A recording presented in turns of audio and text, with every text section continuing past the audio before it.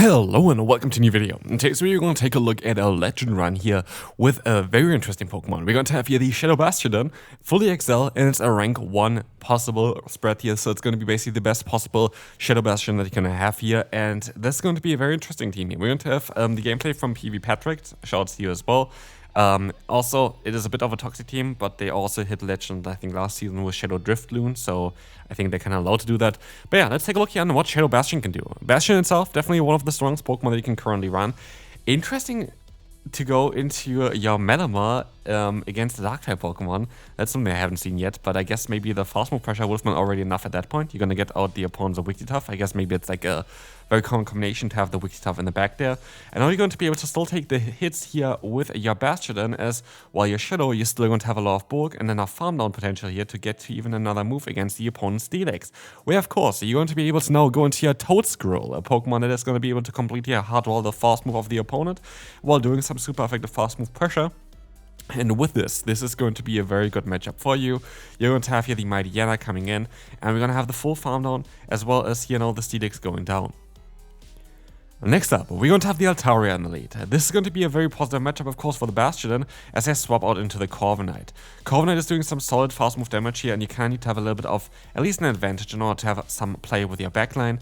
As here the Flamethrower is coming through, we're going to get the shield, we're going to see that you just let the move go through. I wouldn't be surprised if you would swap out into a Melamar now, and this is exactly what's going to be happening next as well. This is going to put them kind of into range for a foul play and a little bit of farm down. I think a foul play itself is not enough yet, but with a little bit of fast move pressure, you're going to be fine here, and you can take a hit as well. Or you shield up, that's totally fine as well. You're going to be able to get a ton of energy here next, which is going to even help against that. Okay, we see the Air Cutter coming through first, which is even going to help against that Altaria. In comes Air Cutter again here from the opponent, doesn't do that much damage. I guess you wanted to shield up a potential payback.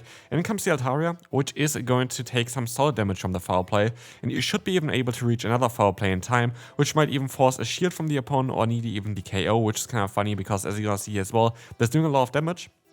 And we see here the swap out into the Gastrodon, which gets hardwalled by the Toadscroll. Toadscroll generally is very, very interesting in the current meta. This Pokemon is going to have a very good typing that can deal with a lot of Pokemon, like the Dedenne, like the ground-type Pokemon in the current meta. They're quite everywhere. It's a very good Pokemon to run. As you see here, Play Rough is coming through. It's going to do some solid damage, but we are going to see also the Seed Bomb that is going to be enough to knock out the Dedenne from this point. They're not boosted in any kind of stat. And with that as well, you're going to be able to go for the Wrap. And Wrap is going to be an interesting combination with the Pokemon you have on the back as well. Because a Wrap is going to guarantee the drop of the defense of the opponent. A move that is generally not the strongest, but like this, it is actually going to be able to do some solid damage there, but also going to kind of set up the other two Pokemon that have a lot of fast move pressure. In order to do a little bit more damage there. We're going to see the Melamar stopping out straight away here against that Steelix, which is going to be a right for you. You can take it. This is going to be the Psychic Fang spam, I think, from the opponent. And at this point, it might be even better to just, try to keep everything for the Bastiodon, because you are going to be able to go for the foul play here. You're going to get the shield early from the opponent. You might want to shield this move up. I think they're running Dragon Tail as a fast move here, actually, and not the normal one. Yeah. No, that's Thunder Fang. It's Thunder Fang from the opponent. We have the Superpower coming through, and you might be even able to reach another Superpower in time, as, you are going to be able to do that. You're going to do a lot of damage here against the opponent, and this is going to be enough to not knock them out, but put them into farm down range, and now they have two Pokemon at basically 1 HP. Next up, we're going to have Fearow. This is generally a solid matchup because you're going to be able to do a lot of fast move pressure, but they actually basically talked a little bit about why they decide to stay in a matchup like this. Basically, what they know with if there's a Fearow in the lead, there's going to be a Mud Slapper in the back. And they need to kind of guarantee the alignment there, but also kind of want to have a little bit of a shield advantage. And so Flamethrower is going to allow them to get that shield advantage. They can go ahead now into the Melamar. They can guarantee align themselves. And against Fearow, we're going to have a Superpower that's going to do a lot of damage, which is still going to be on that Melamar here right now, before they even can go for a charge move later on. And as you will see as well, you're just going to be able to let the move go. You can still survive this hit. And even here, with Bastion being that low, like a Drill Rod is going to do a lot of damage no matter what anyway, but the Fearow's fast moves are never going to be enough to knock you out here as well, and so you can go for the full farm down, you can let the move go through, again, expecting the Mud Slapper in the back, not worth using a shield here, and now you can even go for the farm down with your Toadscroll if you really expect that one, and as you can see, Toadscroll is coming in, even though it's a flying type Pokemon against you. George is coming in next, which kind of showcases already, okay, they're going to be weak to you in the back, it's worth to use a shield, and we will not actually see what they have in the back, do we? No, we do see it. It's going to be a Gastrodon, and with that, we're going to, of course, win that battle here. This time around, Gastrodon is in the lead, and of course, we're going to see the swap out straight away into the Malamar, which is going to be able to actually go up in a good matchup here. It's going to be against Ferret, and we have the energy lead, which means in the two-shot scenario, I think you should guarantee you win this matchup, which is quite huge, because what this allows you is to have then a grass type against the Gastrodon. But I'm not too sure on how this is going to be now with the Ferret boosting its own attack. I'm not too sure if this is going to change anything in this matchup. We see the shield coming up again. It looks like you're definitely going to be able to win this matchup, and this is going to be super important. We see the shield coming up again. You don't need the shields on the Bastiodon anyway. It's actually best in the zero shield scenario, and on... yeah, in paper you really want to have, of course, the Gastrodon aligned against the grass type. And so the Gastrodon comes back in here. We see the full farm down, but they have to deal now with the Toad Squirrel. And Corviknight comes in. You could even go for the rep, but of course, actually a flamethrower is most likely going to be already enough. There's no point of really doing anything else. Staying in for that long actually makes some sense as well to get up to the Seed Bomb already. Going to help you out in a potential CMP-type scenario there later on when the opponent gets a lot of energy, maybe against the Bastiodon. But generally makes a lot of sense as well, because the fast moves is what kind of threatens the Bastiodon, not so much the charge moves. Air Cutter's coming through here, not doing anything. They're going to stop out into the Gastrodon and go for a charge move, which I find quite interesting, because now what you can do is you can just go for a charge move straight away. An Air Cutter is not going to be even close to knock out your Toad Squirrel. And so you're going to be in a very, very good position, as this is not going to be anything threatening. The opponent goes down to fast moves, and we can move on to the next one, where Bastion is going to go up against the Greninja. I'm curious on how you're going to play this one out. The benefit here is that Bastion is doing a lot of fast move pressure. Like what we will see as well is a shield coming up straight away, so you mostly want to play out the two-shield scenario against the Greninja. As we will see again, another fast move sneaking through. We see the shield not coming up from the Bastiodon. Hydro Cannon is going to do a lot of damage against you. You can also play it out like this, get the shield, get the Greninja low, and put them into Mudslap range. This might also know how they want to play it out. They're actually going to go into the Malamar again against a very low Dark type, trying to go for the full farm down. This is something that I haven't really seen people really do before. It's an interesting choice.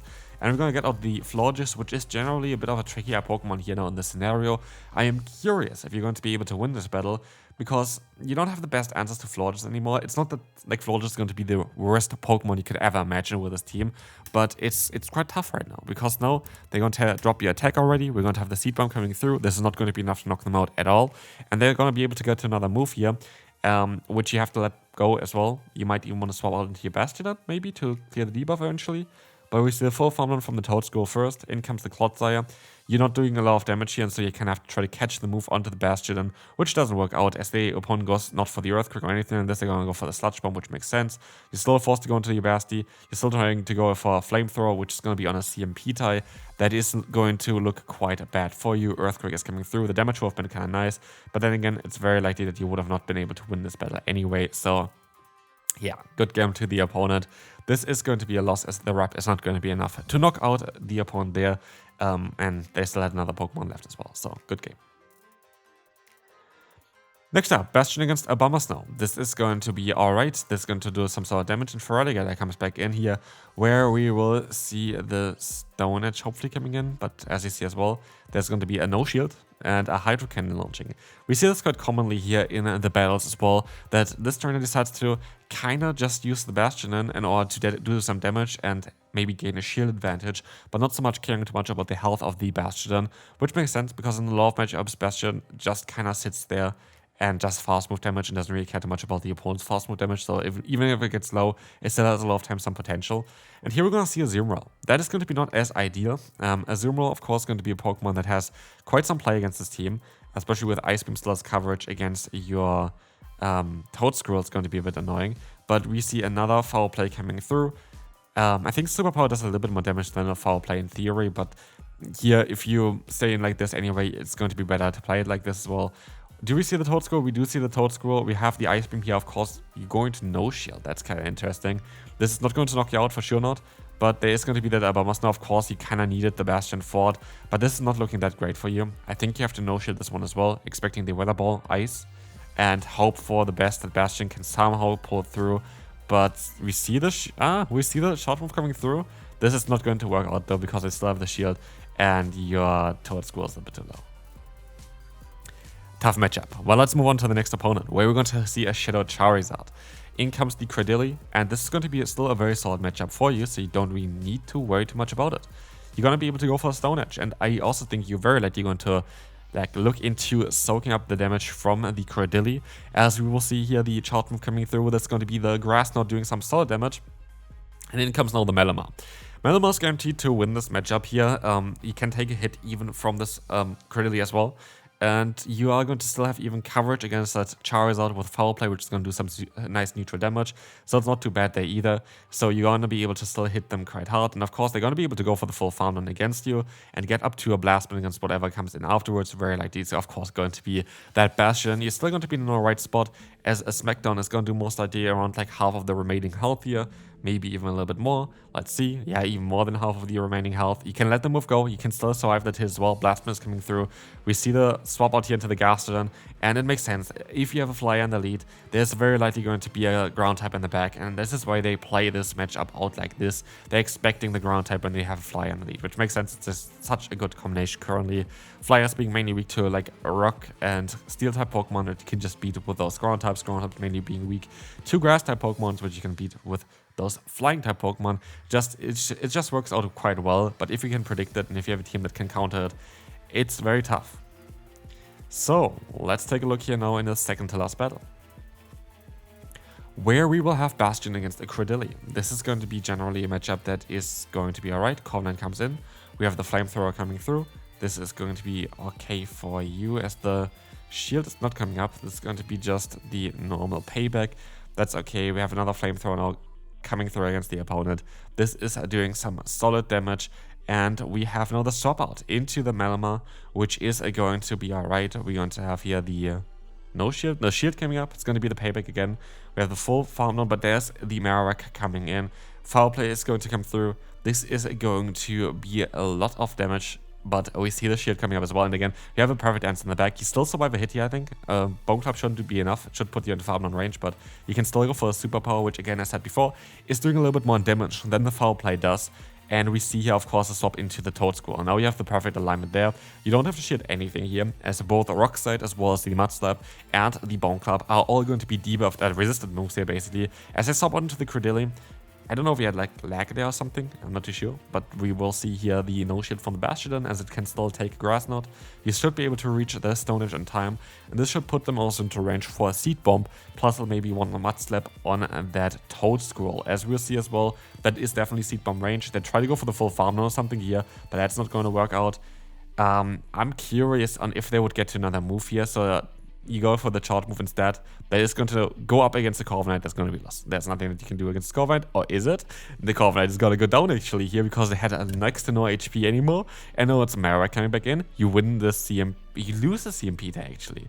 It's kind of surprising because Marowak actually has a really good bulk. I didn't know that the Toad School has more bulk than the opponent here, but it's very close, I think, as this is going to knock them out. We're going to have, you know, the Cradilly coming in, and it's going to be a win. What a win this was.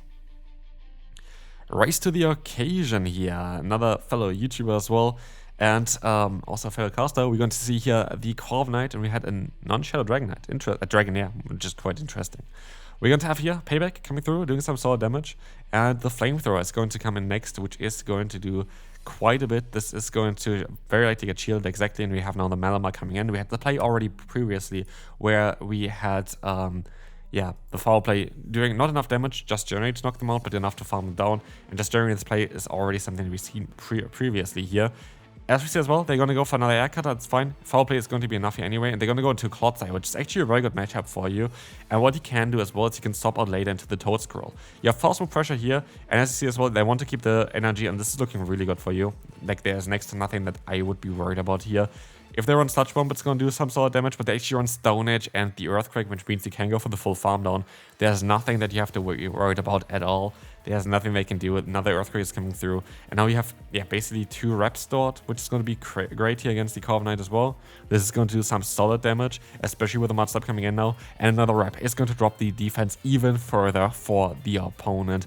And one more Smackdown is all it takes to knock out that Corviknight. We have some energy there. We still have energy on the Melima mainly, which is where you're going to very likely keep your shields for. There's no point of shielding here, exactly. There's going to be the Aqua Tail, which is not going to be enough to knock you out. But with the energy that you have, you're going to be fine here with your Melima. As far as I know, you should be kind of... Oh, I didn't see the catch coming. That was well done. I really didn't even know that this Clodsire was still existing. I thought it went down there already. But we have now the Alcatel coming through. You still have 2 foul plays, or like a foul play, and I guess a superpower afterwards. I think this is going to be what the play is going to be. Superpower next in here. This is going to be enough to knock them out, guaranteed. And this was great. This was a really good Legend team as well. Hopefully you enjoyed this one. A lot of really good gameplay here from a top leaderboarder, and I will see you then. Bye bye.